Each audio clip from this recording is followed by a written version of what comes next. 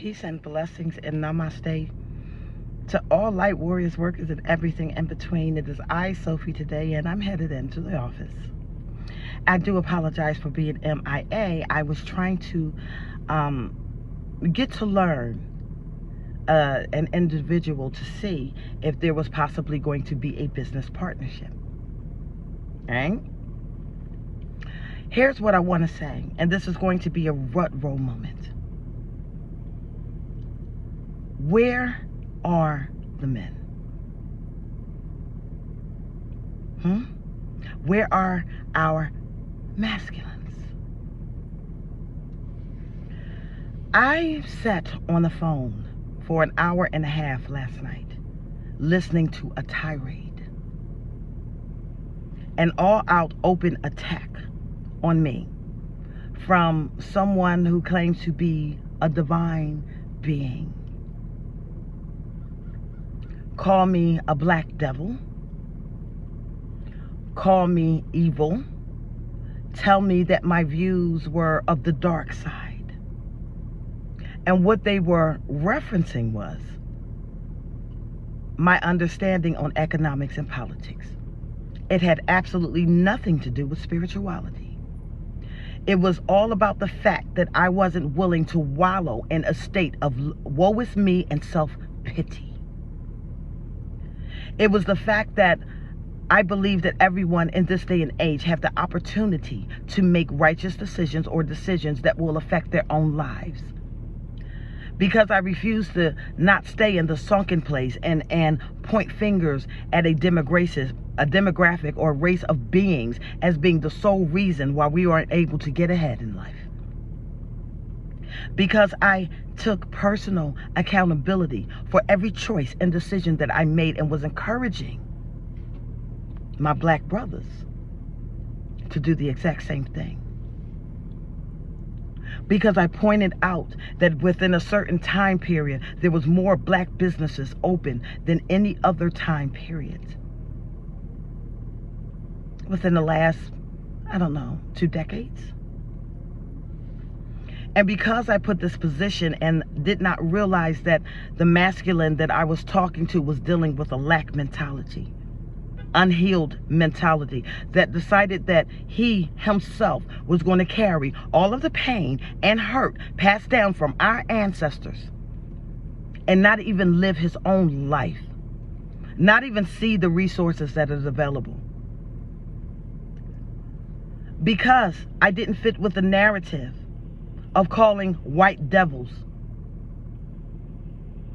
And yes, this is a trigger one. But if we don't get these race relations together, then we're going to be in trouble.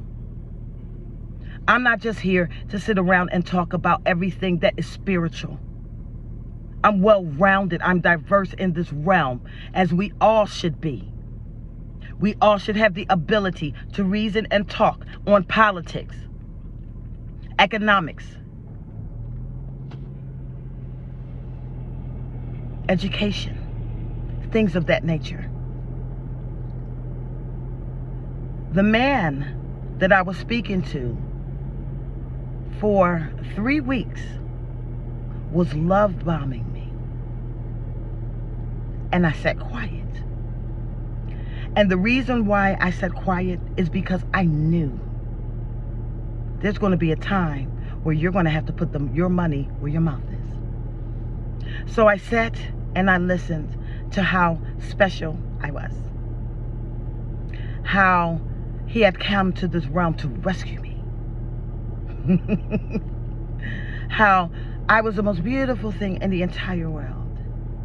And that he had to get this right because he could not mess up such a wonderful opportunity. And the moment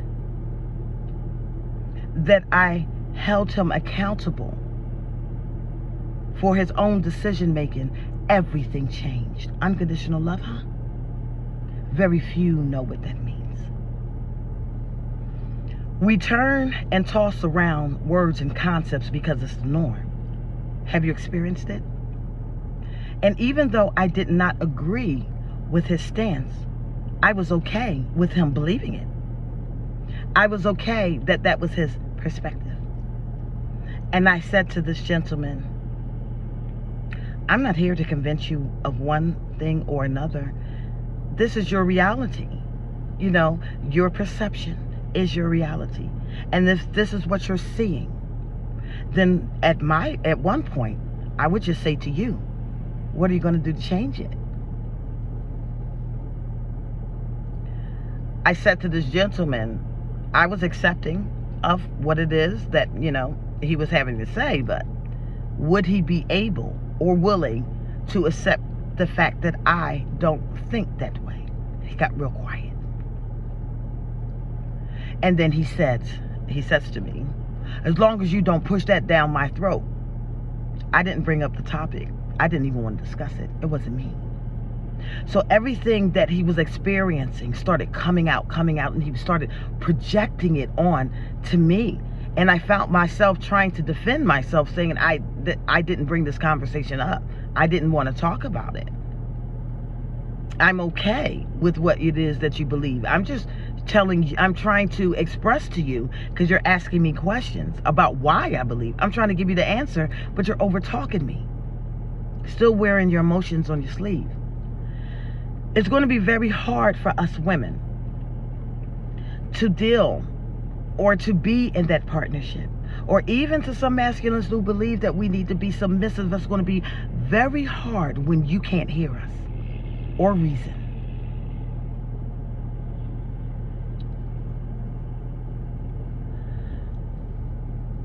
It turned into a very racist conversation.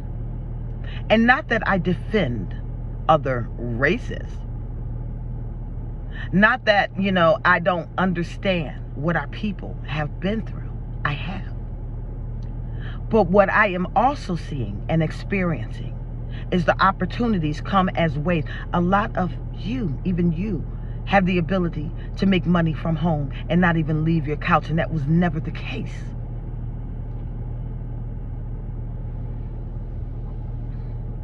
When I told them the amount of funding that became available for minority-owned businesses, and if you wanted your own business, why didn't you go for it? I never got an answer. Because we don't want to look at what it is that we are doing or not doing. We don't want to see that. It's easier to say somebody else is to blame. But here's the faulty logic behind this. If the case is that you are one of, one of our people who are going to blame everything on white people, let's just call a spade. I'm very, very candid right now because I'm upset about the situation. I actually like the guy. What a waste of time. But if you're going to be one of those that's going to call all white people the devil, and in the same breath say, well, they're not giving us, why the hell would you want to receive anything from the devil? Do you see how ass backwards some of you think?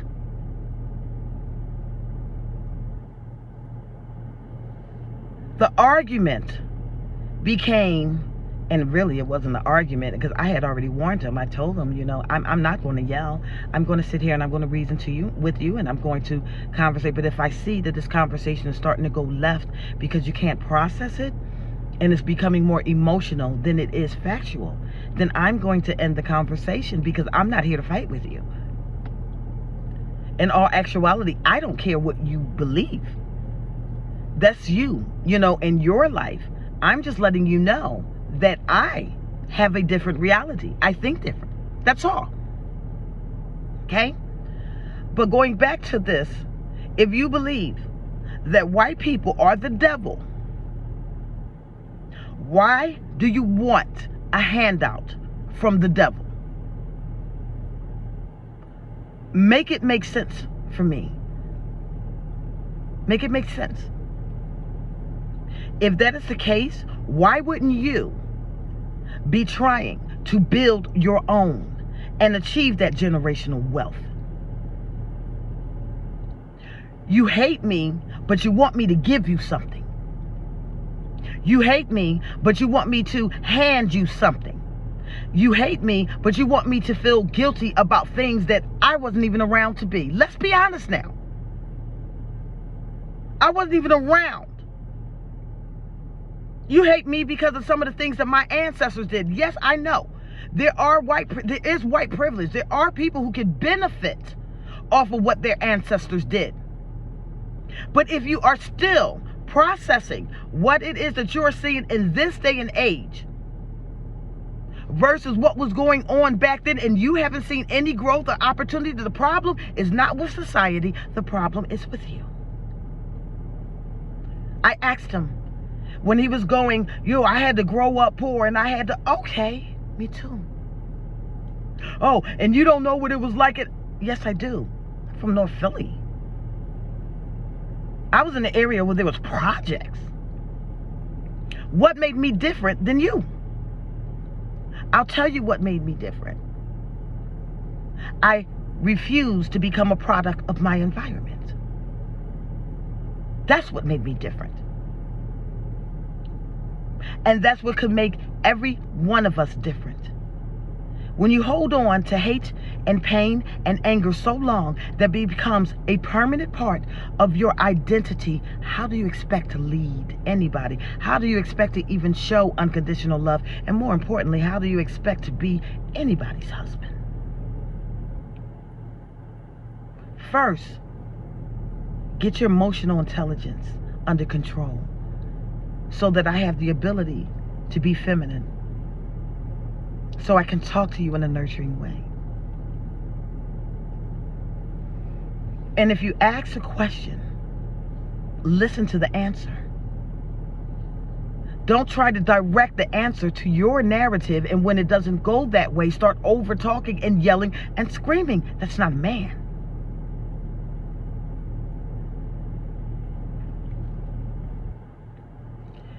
Get your emotional intelligences together. Many of us feminines out here need you.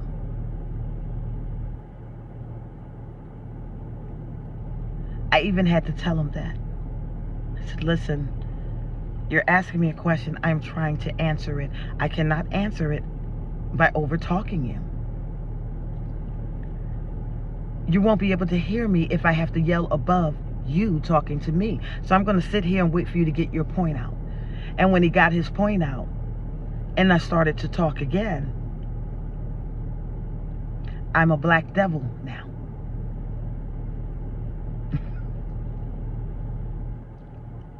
Oh, look at the unconditional love. We're not all going to think alike. Not even all white people think alike. Not even all Asians think alike. Not even all Hispanics think alike. But the key to building strong foundations amongst ourselves is operating in understanding, listening, reasoning. It got to a point where I said, I don't think we should discuss this anymore. And he said, why? And I said, because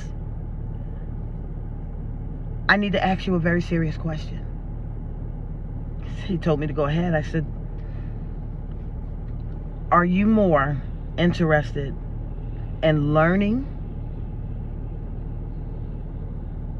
getting the facts straight, or are you more interested in being right? Because everything that you have said, I have presented evidence that was contradictory. He's never presented any evidence to me. But he told me he did his research. But when he did his research, it was impossible that he was doing his research. This was him talking emotionally. I know what I'm talking about. You're the only person. Everybody feels it. That's how I know you're full of it. Everybody don't feel that way. I'm not the only person this way. Then it went to because I was from up north. I'm a northerner now. So because I'm a northerner, I think that people from the south are stupid. These are projections. Things that I've never said or ever thought. And guess what? I live in the South now. And this is where my friends are. I'm not talking to you from my perspective. I'm talking to you about the friends that I am around that still think this way as well. So what's their excuse? They're not from up north. It's about your perspective of things. But when I said it's a mentality, that's when I got accused of thinking that people from the South were stupid. Some of the most brilliant friends that I have are from the South. Some of them from the North too. But I have some brilliant friends from the South. I would never say that, nor think that. So what I sat there and listened to, remember I said, mask off? This one conversation exposed everything that was coming from inside. In an hour and a half, I was able to see every lie, every falsehood, every love bomb. I was able to see if he really knew what unconditional love was, the way that he professed it. And in the reality, just like with many of us, I can only love you if I agree with you. Do you see the problem in that?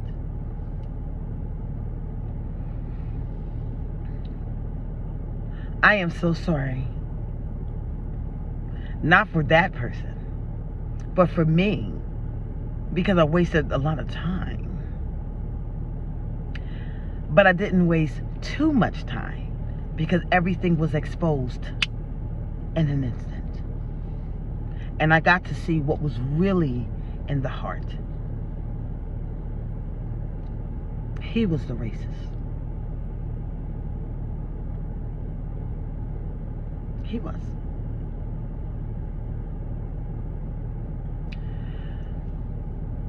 I want you to know, black people, melanated beings, that I'm not apathetic of our plight, that I do understand what we have been through. I do. I want you to understand that. But at the same time, I want you to know that you are greater than all of this. That you have the ability to rise above all of this. And that every other race or every white person is not your enemy. But we got to figure out who is. And sometimes the answer lies in the mirror. I'm sorry for that heavy message today. I am Sophie, and I love you all.